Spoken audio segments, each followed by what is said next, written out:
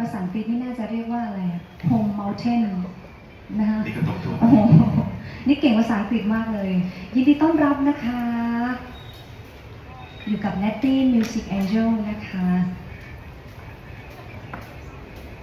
สวัสดีพ่อค้าแม่ค้าทุกท่านด้วยนะคะ วันนี้ก็น่าสนุกสนานม่วนป้นฮ้องว่ากำเมืองป้นฮ้องว่าม่วนงานสันเล้าขอเฮ้อเฮงเฮงปังปังยอดขายทะลุเป้านะเจ้าไม่อยากจะบอกเป็นยอดบางทียอดคนสูงกว่าที่เขาคาดไว้นะเจ้า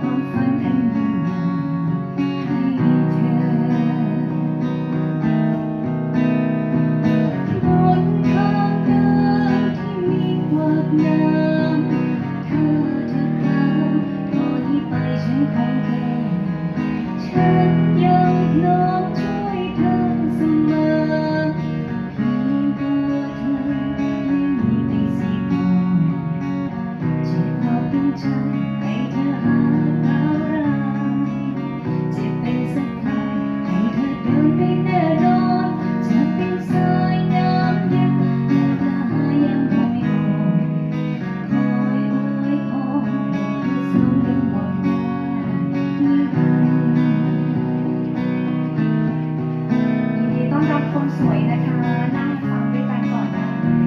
รู้จักพวกเราหรือเปล่านะคะใครเป็น FC พวกเราเข้ามาทักทายได้มานะคะบันทึกภาพใกล้ๆบนเวทีได้เลยนะคะ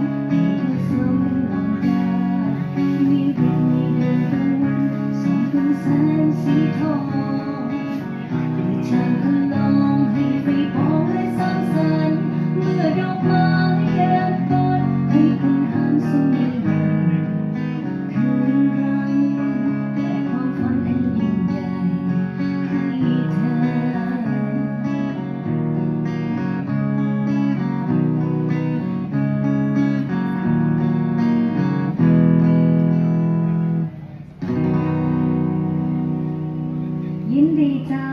ขอบคุณเจ้าเสียงที่ทุกท่านได้ยินต่อไปนี้คือเสียงแนตตี้และพี่โน้ตนะเจ้า Music Angel นะคะบ่ได้เปิด YouTube หรือว่าเปิดแผ่นแต่อย่างใดอีหรอก เจอมานั่งม่วนไปกันได้เนอะ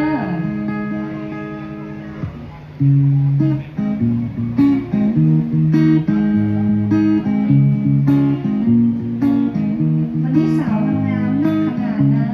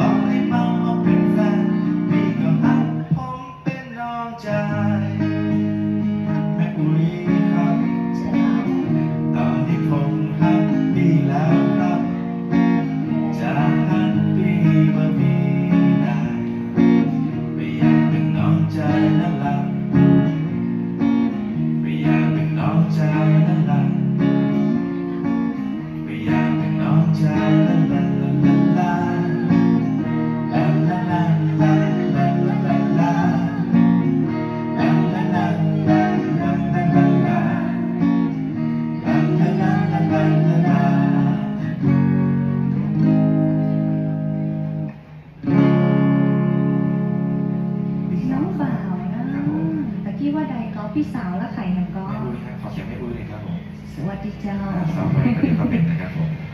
ซ้อมไว้ก่อน ซ้อมไว้ก่อนซ้อมไว้ก่อน จะอยู่ถึงบ่ถึงบ่ฮู้เนอะจะได้เป็นคุยก่อน ความมั่นใจ นะ ว่าเราถึง อ่า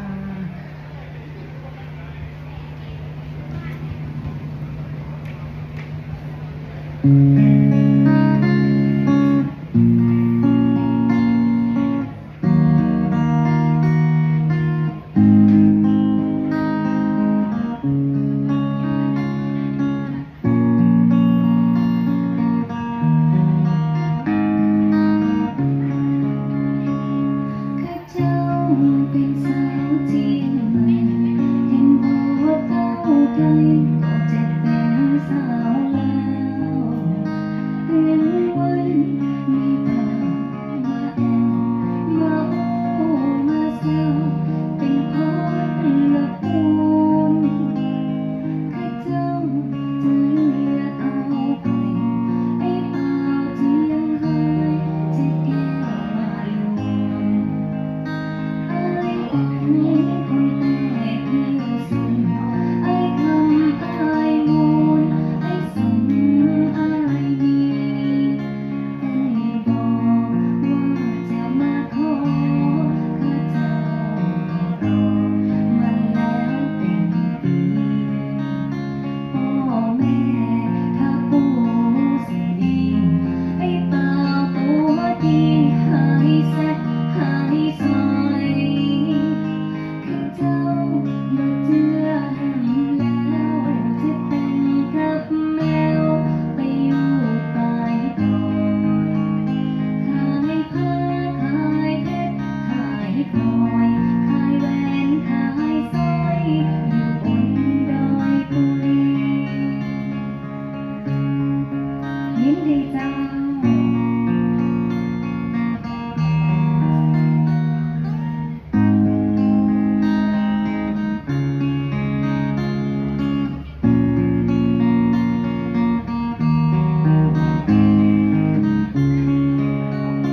เป็นบอ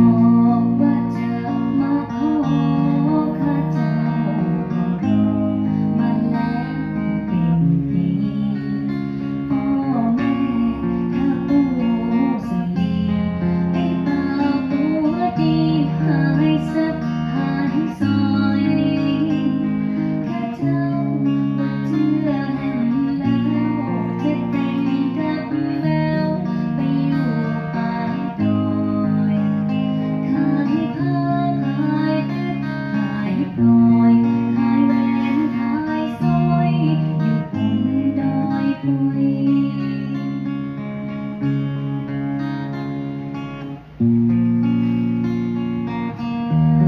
สำหรับทั้งผ้าและสร้อยเครื่องประดับก็เดี๋ยวว่าต้องขึ้นไปถึงดอยปุยแล้วเด้ออยู่ที่งานของเขานี่นะเจ้างามๆตะเลิศตะเตอนักร้องกำลังเล็งๆไว้แล้วนะเจ้า บอกว่าวันนี้มาร้องเพลงจะได้คุ้มค่าตั๋วก่อนนะ ซื้อฟัวเส้นลึงอ่าของมันงามแท้ ของมันสวยงามจริงๆนะ ๆแม่เจ้า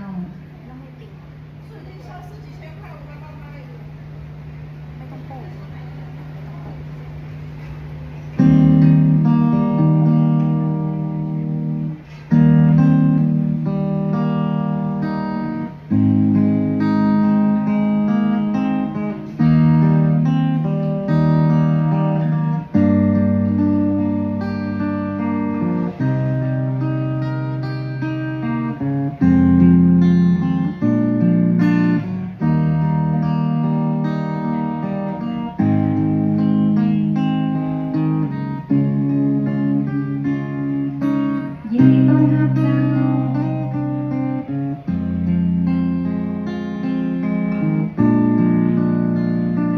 ดอกบัวตองนั้นบานอยู่บนยอดดอยดอกเรืองสามปอยบ่เคยเบ่งบานบนลานเกิดดินไม้ใหญ่เคยสูงพักยุงมาอยู่กิน เสียงซึ่งสลอจอยซอเสียงพินหูกับแดนดินของเพียงเทียงใหม่สาวเจ้าควรภูมิใจบ่ลืมว่า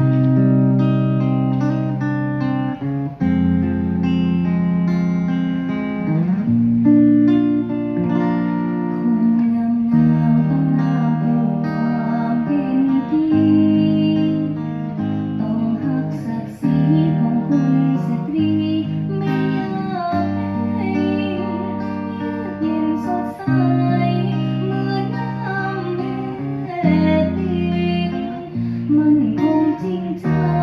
หักใครหักจริงสาวเอ่ยสาวเวียงพิงสาวเพื่อฟ้าเคยสงสารสาวหัวบานเป็นคือนิทานสอนใจ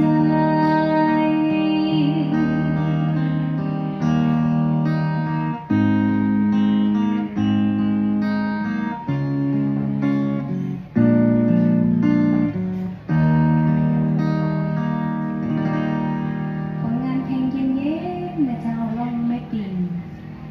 และจากคุณครูเย็นนะครับผม อะอย่างพระเจ้า ตอนนี้บรรยากาศก็ ตอนนี้ก็เย็นเย็นนะเจ้า เย็นแต่เมื่อใจเฮาเย็นทุกอย่างก็จะเย็นนะเจ้า โอเคครับผม แต่ประเดี๋ยวนี้เจ็บเหงื่อตรงหล่อนละเนาะเจ็บไปเห็นหน่อย ยินดีต้อนรับเพิ่มเติมเลยเจ้า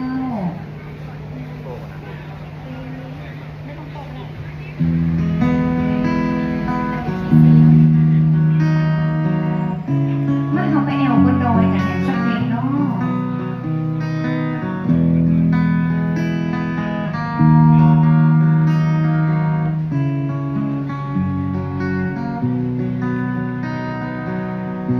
หน้าหนาวปีนี้พี่รอเธออยู่บนดอยพี่แอบใจน้อยคอยเธอกลับมาบนดอยปีนี้เขาบอกว่า4 องศาพี่คอยเธอกลับมาที่หมู่กระทะกันบนดอยรอคอยรออยู่บนดอยขอให้เธอกลับมาถ้านานวันนี้พี่ใจไม่ดีแล้วนะพี่ขอให้เธอกลับมา มาบอกรักกันบนดอยหน้าหนาวทุกปีที่มีเธออยู่ใกล้ๆจะหนาวแค่ไหนก็อุ่นได้เพราะเธอนางชมแม่แค่นิ่งกระนุ่งกระนิ่งจะแม่เกินนางชมมองเพลินแอบคิดถึงเธออยู่บนดอย รอคอยรออยู่บนดอยคอยเธอกลับมาถ้านานวันนี้พี่ใจไม่ดีแล้วนะพี่คอยเธอกลับมา มาบอกรักกันบนดอย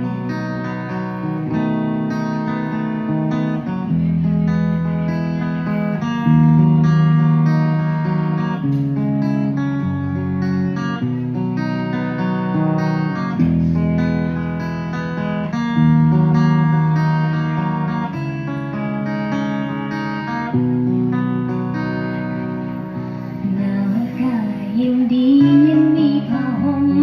ให้แต่พี่หนาวใจใครจะห่มให้น้องหน้าหนาวปีนี้พี่คงต้องเศร้าหนาวหน่อยคงหน้าตายบนดอยรอคอยเธอกลับมารอคอยรออยู่บนดอยขอให้เธอกลับมาถ้านานวันนี้พี่ใจไม่ดีแล้วนะพี่คอยเธอกลับมา มาบอกรักกันบนดอยรอคอยรออยู่บนดอยขอให้เธอกลับมารอคอยรออยู่บนดอยขอให้เธอกลับมา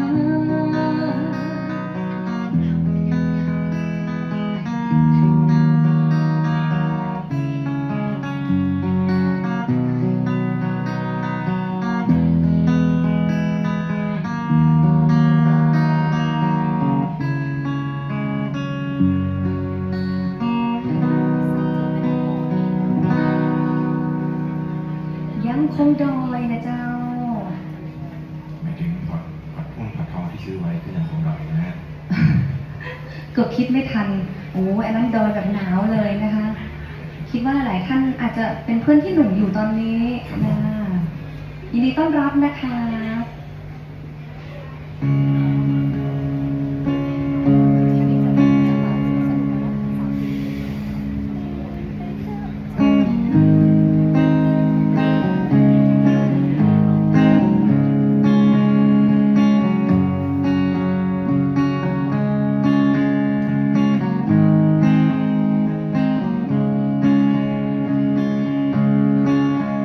เอาคืนไปตั้งใจอายกำกึดใจใจจุกได้จุกดีหักกันบ่ตานปนปีก็จุกสาวทีคนยิงลงคอเอาคืนมาตั้งใจเจ้าความรักของเราหมดสิทธิ์แล้วหนอ หักวันมาคงแล้วหนอเขายึดเขาก็หักต่อบ่เอาหัวใจคืนมาเอาหัวใจคืนเจ้าเอาจะเอาเรื่องเราจะเป็นสาวทำบ่มันหัวไปมาลวงมาจุกสาวน้อยมากึกสังอ้อยหักน้อยลำไปหักเอ้ยบ่เคยสิ้นใจบ่เหมือนเท่าใดเอ้ยก็เปลี่ยนแปลง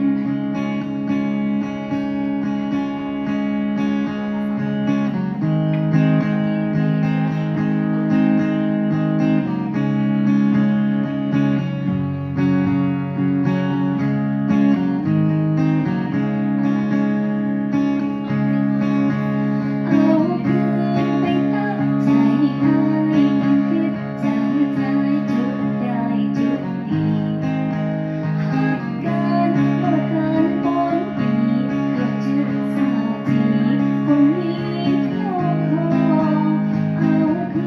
นมาตั้งใจเจ้าความรักของเราหมดเสียแล้วหนอ หักวันมาคงแล้วหนอเขายึดเขาก็หักต่อบ่เอาเอาความรักคืนไปเอาหัวใจมาคืนเจ้า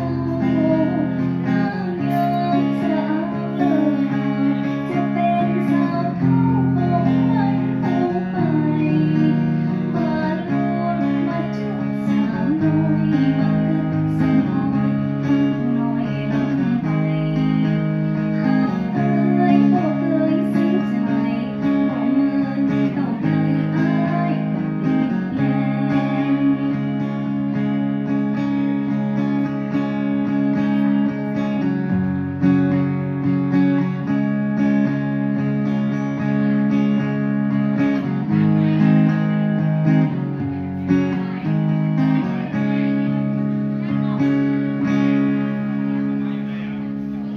กับสาวจีนะเจ้าวันนี้มาจุกกันเนอะน้องเป็นคนไร้เดียงสาเนอะ แต่จุดนี้ต้องเลยนะท่อนที่เขาว่าสาวเทาหันหน้าไปทางนี้นะ จะเป็นสาวเท่าใกล้ละใกล้จะได้เป็นสาวเท่าละแค่น้อยเดียวกว่าได้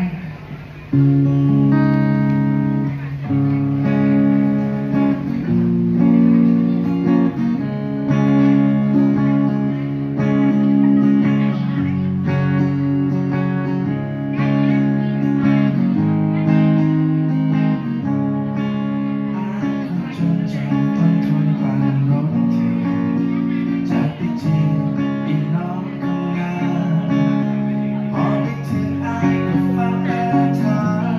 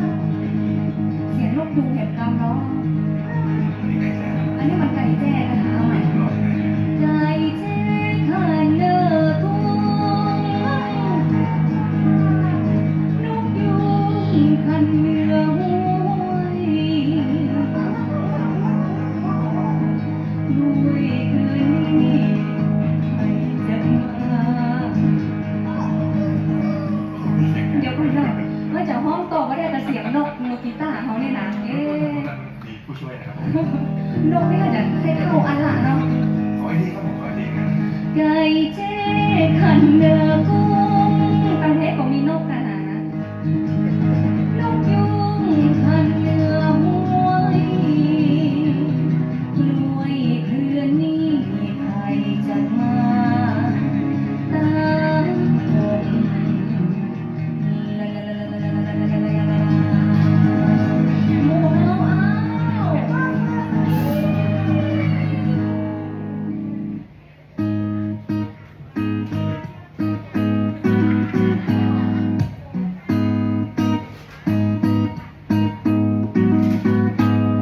อัลโล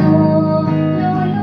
ตัวตัวที่เหนียวคนตามกดเหนียวก็น้อยจะขอทางหนทางเส้นนี้ก็เป็นถนนของเมืองพันเคยพี่เคยพาสิวเลยปาตึงตรงเกิน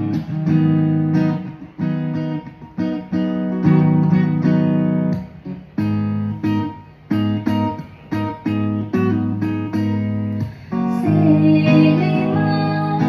เที่ยวเมืองสังทางน้ำนักก็บ่ได้ทอสายทองน้ำติดเงามาจองเอาคนก็แมวของตาวันลงจึงจะแนวตาฟัง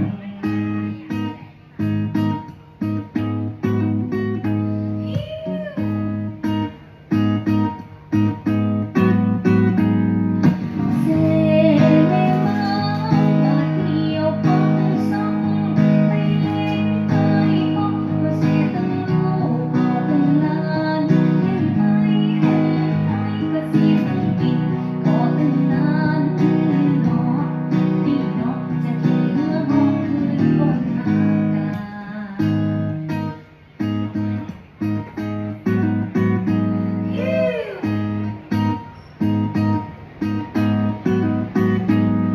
อัลโลโลโลทรงพระองค์ที่นำพริกปิดโลกปิดสิ้นมาไปตาเหลือกมองหน้าแลไปตั้งปูนปฏิถนนก็ตาแป้งามนักแก่อัลโลโลโลแม่หางแม่ไม้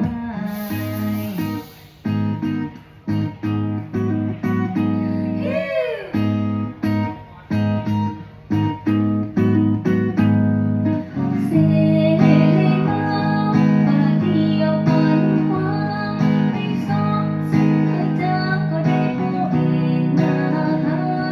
เอาไปหน้าไปก็ตีเจียงแสนก็เจียงดาวเนาะจากพี่เนาะทำตามก็ที่น้ำพริก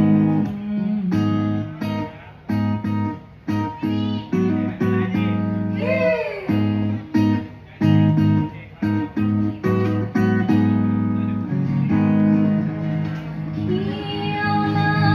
ยสานทั่วต้องน้ำที่บ่ย้อนเรียมน้ำนองลงยาลำทุ่งตุยสูงพี่เล่าแน่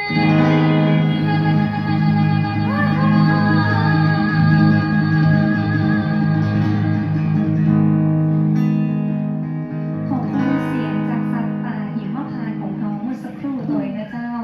ครับผม ขอเอาไก่หนุ่มๆสักหน่อยเนาะตะกี้ไก่ว่าแก่ๆไปหน่อยนะ มีไก่นุ่มฟังเขาอยู่นะฮะ มีไก่หนุ่มอยู่โอ้ขอบคุณช่างซาวของเราตัวเองนะเจ้าเรามาฟังเพลงเปิ้นร้องว่า ซึ้งๆของห้องดีกว่านะเจ้า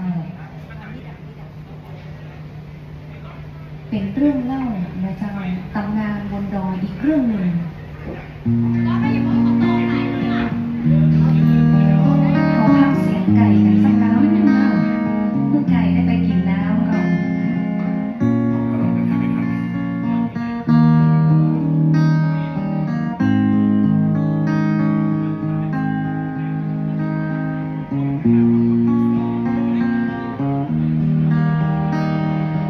เ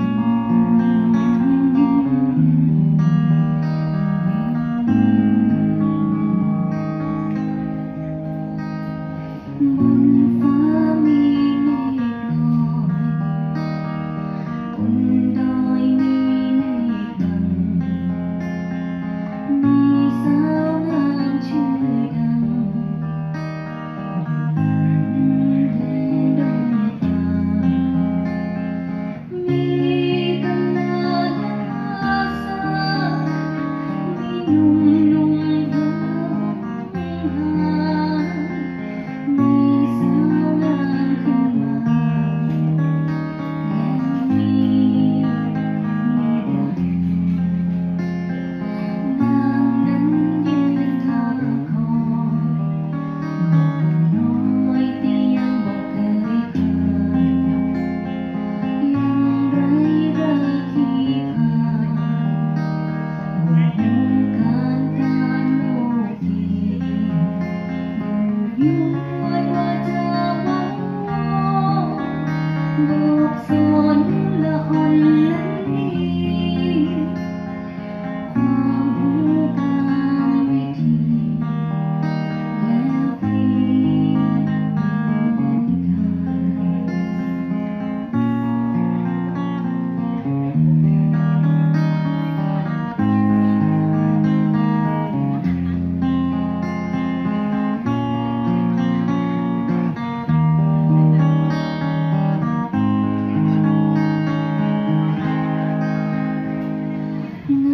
เหลือคำรำพันเป็นมาความสวยงามคือไผ่ถูกปลูกไว้เป็นนิทานหมู่ใดบ่เคยชิดชมสมสู่หัวใจหนทางขึ้นมาบนลานสาวหมด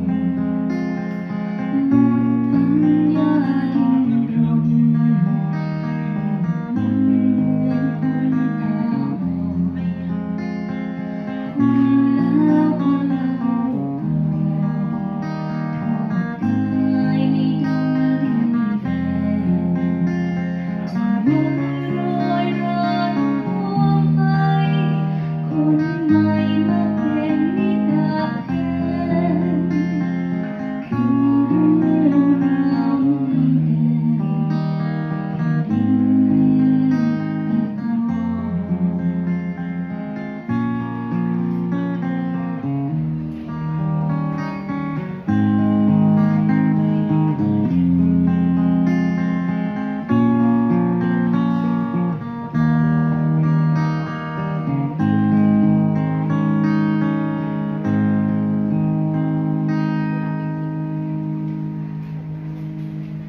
นิดานะเจ้า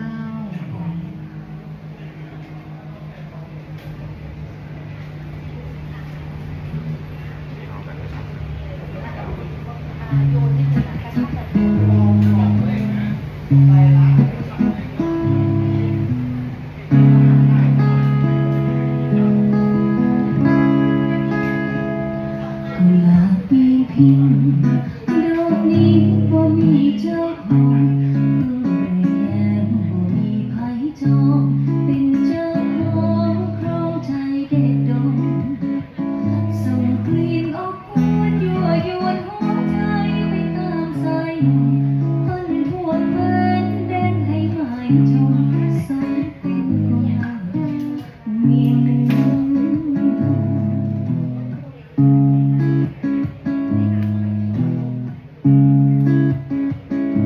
กุหลาบเมืองไหนทั่วที่เพิ่นในแดนสยามยังบ่เทียบเท่าความงามเปรียบดังสาวชาวกลิ่นงามเหลือบ่ได้ไปตามซ้ำส่งไว้ห่วงให้ใครลงเชื่อตาบ่แดงเป็นบ่ได้เจอคิ้วบ่ได้ทำดินสอ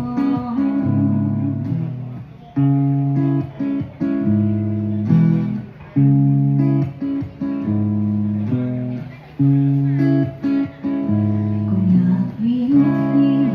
ดอกนี้สวยจริงเจ้าเอ๋ยยังบ่มีผู้ใดไหนเลยมาลงเล่าเอาไปพนอด้วยสา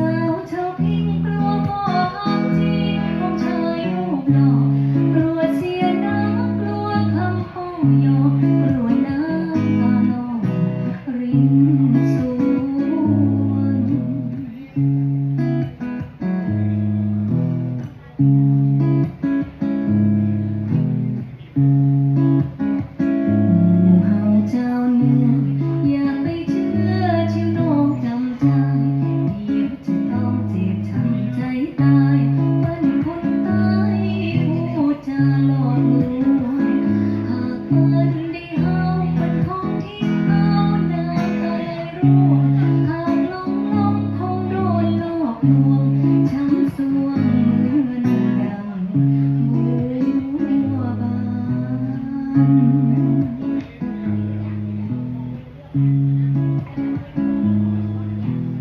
ขยับเ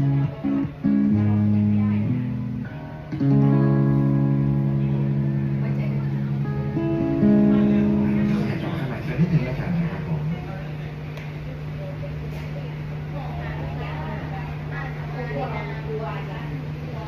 สำหรับภายในงานก็มีจนถึงวันพรุ่งนี้เลยนะคะ มาเที่ยวมาช็อปมากินด้วยกันนะคะ มาฟังผลงานเพลง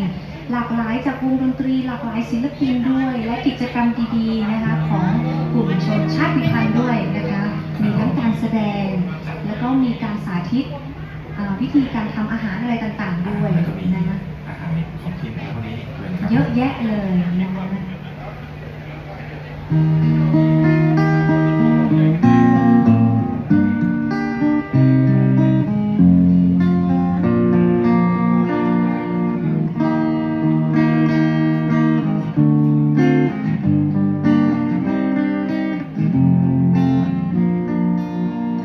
ก่อนแต่ไร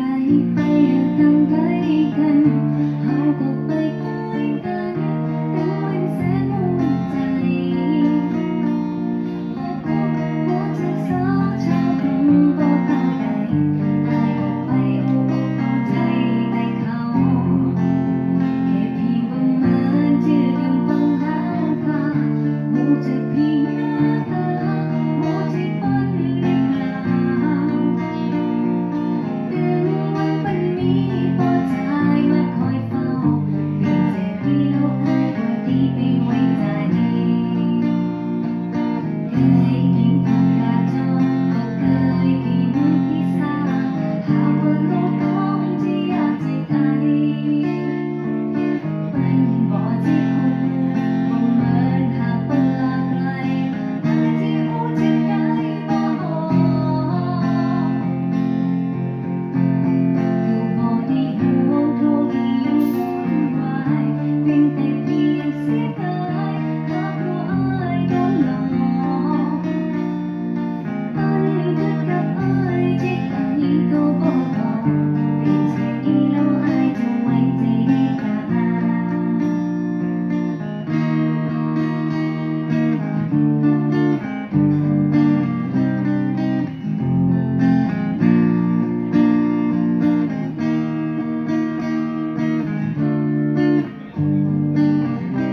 ร้องได้ด้วยกันนะคะ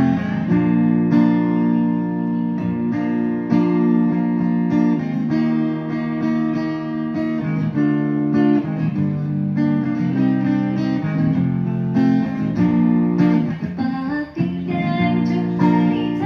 ได้กาหน้าสวยๆจะไว้ใจได้กาแก้มขาวๆจะไว้ใจได้กาตาหวานๆจะไว้ใจได้กาใส่เอ็มลอยจะไว้ใจได้กานุ่งสั้นๆจะไว้ใจได้กา อยู่เมืองไกลจะไว้ใจได้กาใจเจ้าจะไว้ใจได้กาปากติดแดงจะไว้ใจได้กาหน้าสวยๆจะไว้ใจได้กาแก้มขาวๆจะไว้ใจได้กาตาหวานๆจะไว้ใจได้กา ใส่เอ็มลอยจะไว้ใจได้กานุ่งสั้นๆจะไว้ใจได้กาอยู่เมืองไกลจะไว้ใจได้กาไว้ใจแค่เจ้าจะไว้ใจได้กา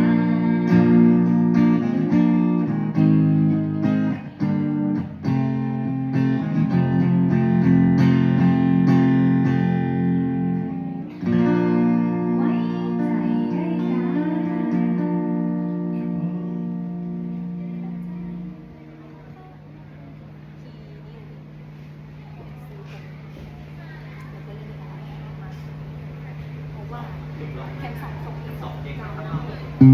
อันอยู่ในช่วงท้ายๆของเราแล้ว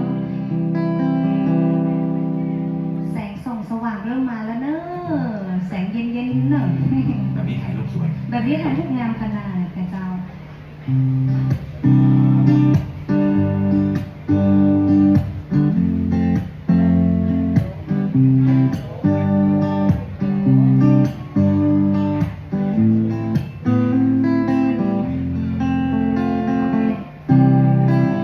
พอใจมันกุมมาปะมาปุ่มน้ำยินที่ไม่อย่างนั้นอย่างนั้นหัวใจมันเป็นใจได้เป็นแห้งแต่น้องตอนมองแลพอแลแล้วมองไปกันใหญ่แต่ตอนแต่หันไปดาวตัวคิดจะได้บ่หูเลยเนอก็อยากให้ลองสาวเหนือดูสักกำจะล้ำบ่ล้ำถ้าบ่ลองก็บ่หู จะไปฟังกำคนอื่นว่าจะอันจะอีกแต่อยากเพื่อดีตัวไอ้นี้ต้องลองดูบอกว่าจะเป็นนิมมานแสงสว่างรำริงพิงบอกว่าจะเป็นริมปิงบอกมาจะพาไปให้เธอลืมแสงไฟแห่งหนึ่งสิวิไลเมื่อไอ้ปิดไปลองคิดทบทวนดู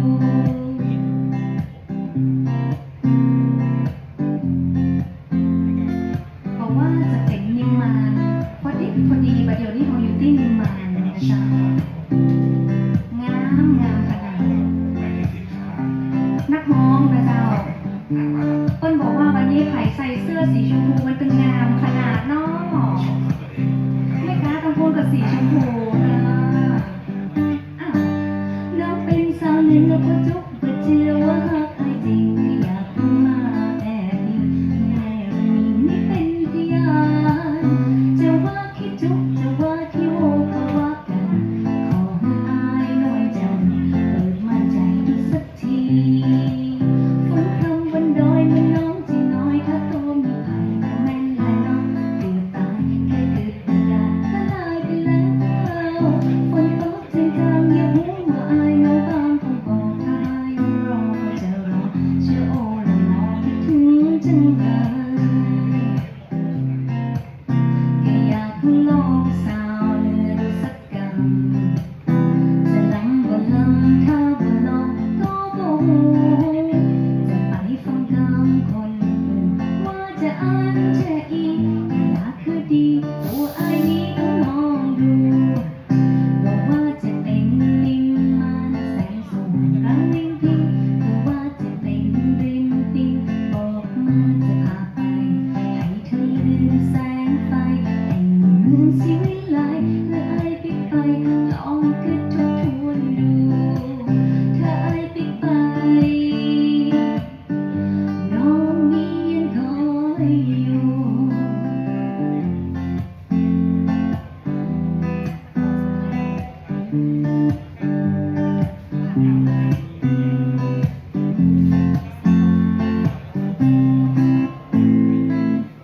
ยินดีเจ้ายินดีนักเลยมาม่วนกับหมูเฮาแถม1เพลงหนึงนะเจ้าส่งท้ายสำหรับในช่วงแรกๆแล้ววันนี้ทั้งวันยังมีดนตรีสนุกสนานกับที่นี่